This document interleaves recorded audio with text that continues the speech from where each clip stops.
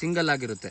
But ಈ social web ಸ್ಪೈಡರ್ದು speciality ಏನಂದರೆ ಅದು ನಮ್ಮ ಥರ ಒಂಥರ ಗ್ರೂಪಿಂಗ್ ಸೋಷಿಯಲೈಸಿಂಗ್ ಆ್ಯಕ್ಟಿವಿಟಿ ಇರುತ್ತೆ. ಸೊ ಅದು ಒಂದು ಕಾಲೋನಿನಲ್ಲಿ ಒಂದು ಆಲ್ಮೋಸ್ಟ್ ಒಂದು 30ರಿಂದ 40 ತನಕ ಇರ್ಬೋದು. ಸೊ ಎಕ್ಸಾಂಪಲ್ ಇದು ಒಂದು ಕಾಲೋನಿ, ಇದು ಪೇರೆಂಟಲ್ ಕಾಲೋನಿ.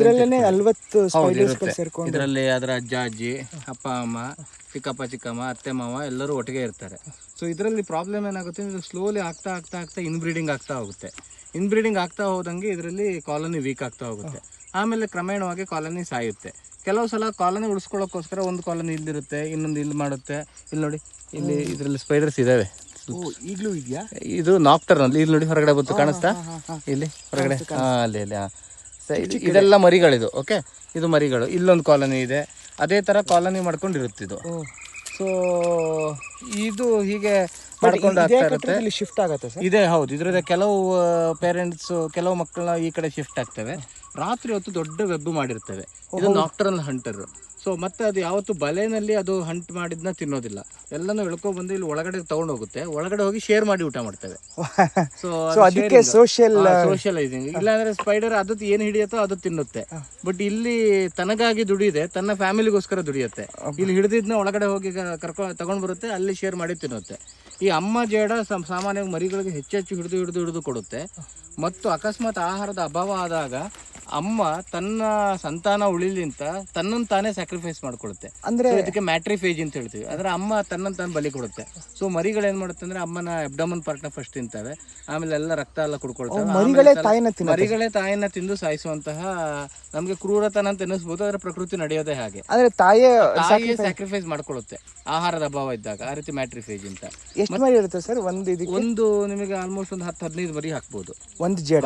ಹೌದು. ಇಲ್ಲಿ ನೋಡಿ, ಇಲ್ಲಿ ಮತ್ತು ಈ ಸೋಷಿಯಲ್ ವೆಬ್ ಸ್ಪೈಡರ್ ತಾನು ಬೇಟೆ ಆಡೋದಲ್ಲದೆ ಇದಕ್ಕೆ ತುಂಬ ನಿಮಗೆ ನಿಮ್ಮ ಫ್ರೂಟ್ ಫ್ಲೈಗ್ದು ನೀವು ಫೆರಮೋನ್ ಟ್ರ್ಯಾಪ್ ಹೇಗೆ ಇಟ್ಟಿದ್ದೀರೋ ಇದಕ್ಕೂ ಅದೇ ಥರ ಯಾವುದೋ ಒಂದು ಟ್ರ್ಯಾಪಿಂಗ್ ಟೆಕ್ನಾಲಜಿ ಇದೆ.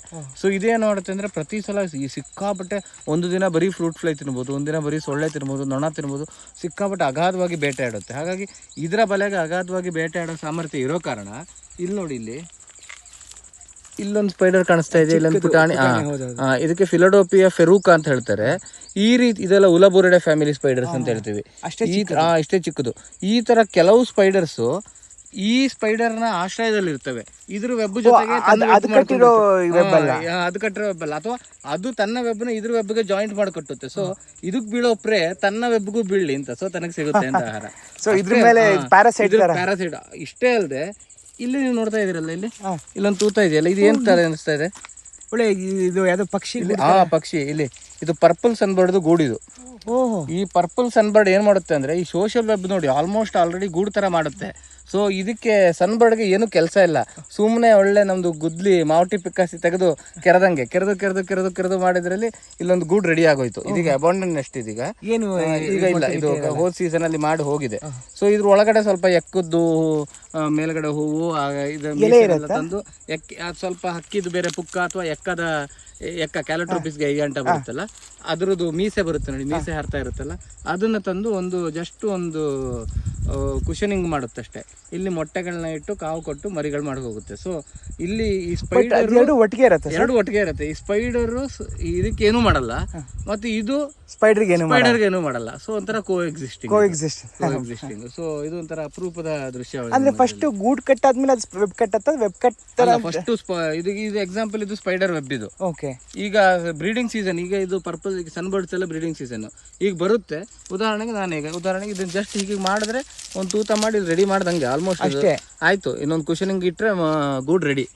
ಸನ್ಬರ್ಡ್ಗೂ ಇನ್ಸ್ಟಂಟ್ ಗೂಡು ಇದು ಮಾಡಿಕೊಟ್ಟಿರುತ್ತೆ, ಅದೇ ಕಟ್ಕೊಟ್ಟಿರುತ್ತೆ ಒಂಥರ. ಸೊ ಈ ಪರ್ಪಲ್ ಸನ್ಬರ್ಡ್ ಈ ತರನು ಗೂಡು ಮಾಡುತ್ತೆ, ತಾನೇ ಪ್ರತಿ ಎಲೆಗಳನ್ನ ತಂದು ಗೂಡು ಮಾಡುವಂಥದ್ದು ಇದೆ. ಸೊ 50-50 ಆಗುತ್ತೆ. ಸೊ ಸೋಷಿಯಲ್ ಸ್ಪೈಡರ್ ಇರೋ ಕಾರಣ ಪರ್ಪಲ್ ಸನ್ಬರ್ಡ್ ಕೆಲಸ ಸುಲಭ ಆಯ್ತು. ಎರಡು ಹೊಂದಾಣಿಕೆಯಿಂದ ಜೀವನ ನಡೆಸ್ತಾರೆ.